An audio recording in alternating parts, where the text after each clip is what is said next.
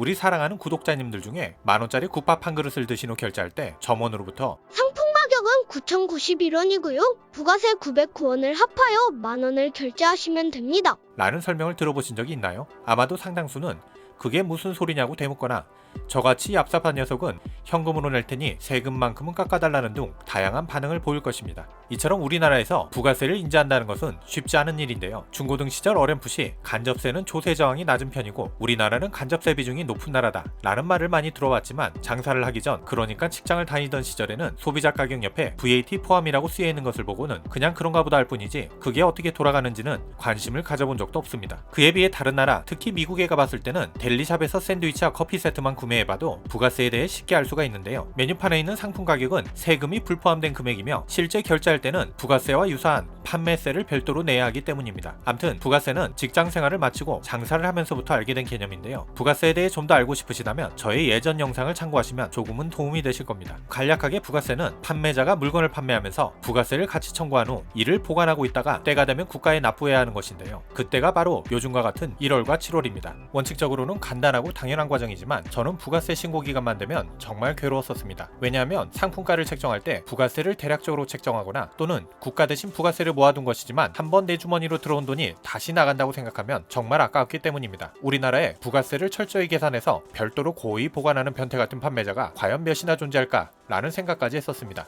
그래서 저는 부가세 신고 기간만 되면 잠이 잘 오지 않았습니다. 분기에 몇천만 원씩 낼 때도 있었기 때문에 사업에 활용도 하면서 부가세도 덜 낼 목적으로 카니발 9인승 차량을 사업 용도로 산 적도 있었습니다.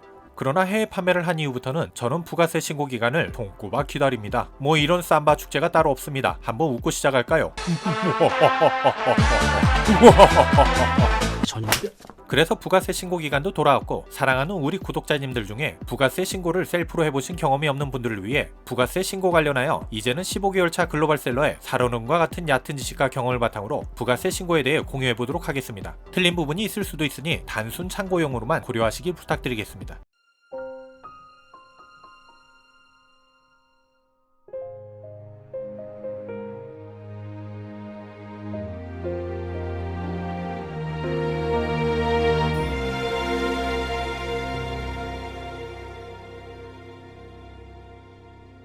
지난해 열심히 모아둔 지출증빙, 세금계산서, 그리고 홈택스에 사업용으로 등록해둔 신용카드가 이제서야 위력을 발휘할 때가 돌아왔습니다. 일단 가장 먼저 내가 얼마를 환급받을 수 있는지 금액을 확인해 보겠습니다. 우선 홈택스로 들어가 보겠습니다. 홈택스에 로그인하신 후 사업장 선택을 하시면 되겠습니다. 그 다음 조회 발급 메뉴를 선택하신 후 현금영수증, 그 다음 현금영수증 조회, 매입 내역 누계 조회로 들어갑니다.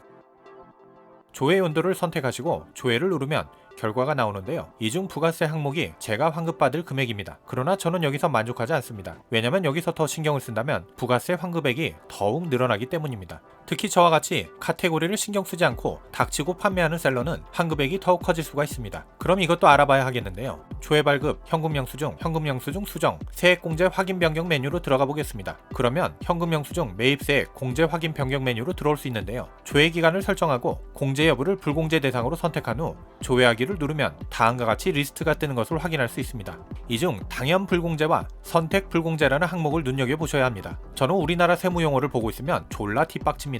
무슨 말을 이렇게 어렵게 써놨는지 한국말인데도 이해하기가 정말 쉽지가 않습니다. 당연 불공제를 쌍팔년도식으로 표현하자면 당근 바따로 공제가 안 된다는 뜻입니다. 그 이유는 쌀이나 과일, 우유, 연탄과 같이 농수산물이나 생활필수품은 면세 상품이므로 부가세가 붙지 않으니 당근 바따로 공제가 안 된다는 뜻입니다. 또한 부가세를 내지 않는 간이가세자로부터 구매한 상품 역시도 당연 불공제 대상으로 봐야 합니다. 그러니 이건 그냥 넘어가야 합니다.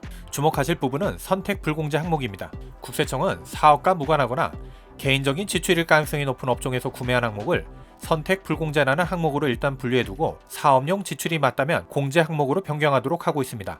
국세청이 이거 사업용 지출이 정말로 맞아? 하고 물어보는 겁니다. 한마디로 쫄라는 이야기입니다. 만약 사업과 무관한데도 부당하게 공제를 받으면 가산세를 때리겠다는 사전 경고와 함께요. 그러면 저와 같은 소심한 사람들은 고민을 하기 마련입니다. 야근을 하면서 시켜먹은 치킨은 사업용 지출인가 아닌가? 분명히 난 집에서 넷플릭스를 보면서 먹은 것도 아니고 사무실에서 시켜먹은 건데와 같은 이유를 만들면서 말이죠. 전 이렇게 영상도 찍어놨습니다. 먹방도 한번 해볼까 해서요. 그래서 이런 경우는 공제 항목으로 변경을 하시면 됩니다. 저는 떳떳합니다. 주말에 나와서 일하면서 먹었으면 당연히 업무와 연관된 지출이죠. 이건 공제 항목으로 변경할 겁니다. 좌측 선택을 클릭하시고 공제 여부 결정에서 화면에서 공제로 바꾸신 후 변경하기를 누르면 공제로 바뀐과 동시에 정정 요청이라고 뜨게 됩니다. 근데 좀 쫄리긴 하네요. 이렇게 마찬가지로 사업용 신용카드 부분도 동일하게 처리해 주시면 됩니다. 특히 저와 같은 오픈마켓 사입셀러는 네이버, 옥션 등 일반 소비재를 판매하는 사업장에서 상당수를 구매하게 되는데요. 이런 오픈마켓은 선택 불공제로 설정되어 있을 가능성이 높으므로 반드시 공제로 변경하여 부가세 환급을 받아야 합니다.